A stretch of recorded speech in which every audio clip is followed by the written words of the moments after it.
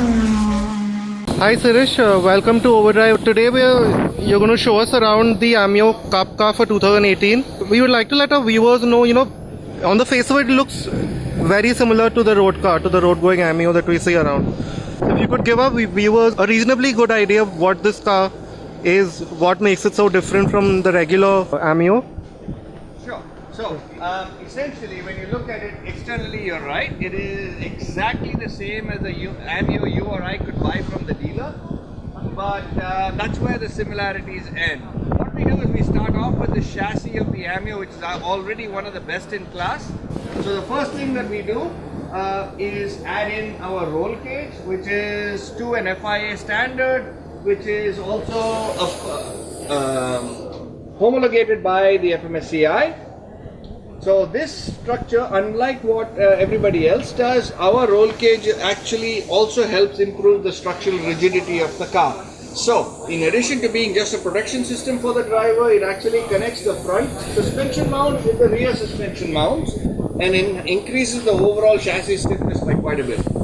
So in addition to the roll cage, in terms of the chassis, what we do is we actually seam weld all of the panels on it, so that wherever there are two panels that are meeting, we actually weld that joint so that the panels don't move relative to each other. So that again gives us a lot more rigidity in the chassis. So you can sort of take a look in here and you can see, the extent to which we've got the roll cage, which connects up with the rear suspension. And in addition to this, if we look under the bonnet, that's where the changes start. So unlike the Ameo, where we have 1.2 and 1.5 liter engines, this has a 1.8 liter TSI engine out of the Polo GTI.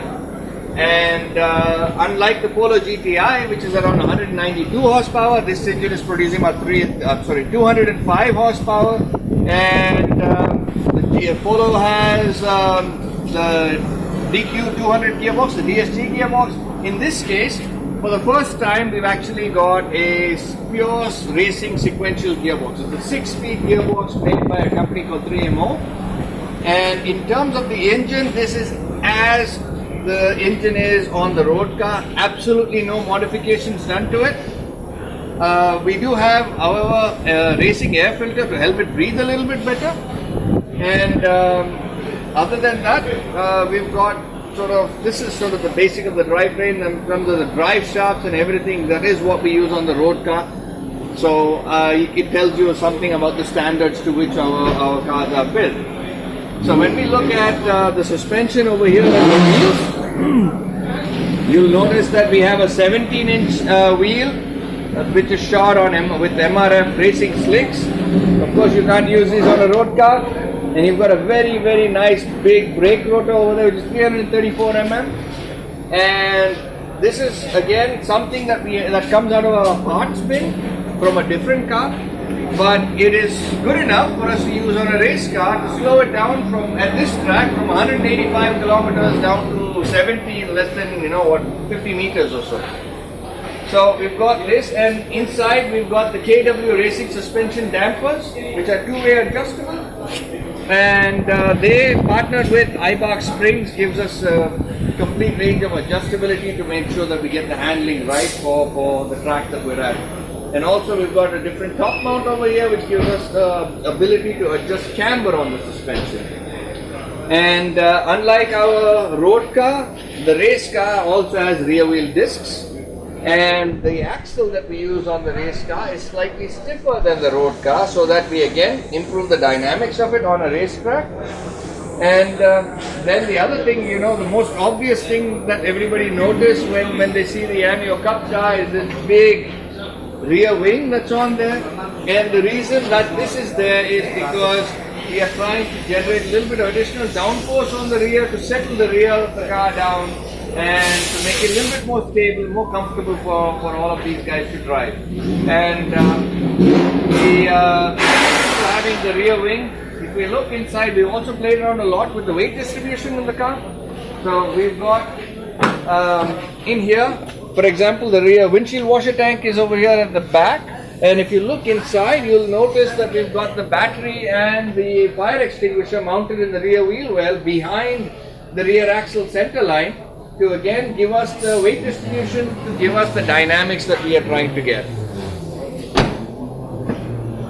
If you look in here, you've got a Motec switch panel with a Motec data logger and dash. And in addition to that, you've got underneath the dashboard over there, you've got the shift actuator, which is an electromagnetic actuator which actually does the gear shifting. And because it's an electromagnetic actuator, the shifts are lightning quick.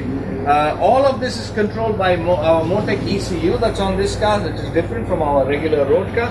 But one of the similarities that you do have is the handbrake lever is exactly what you'll find on a normal Ameo. So this is sort of the overview of the car, and also one of the things that I didn't mention is that we basically strip all of the trim, the luxury stuff out of the interior of the car, so we don't have the carpeting, we don't have the noise dissipation material, we do not have any floor mats, so to try and get the weight as low as possible. So this is the gist of what the Ameo Cup car is all about.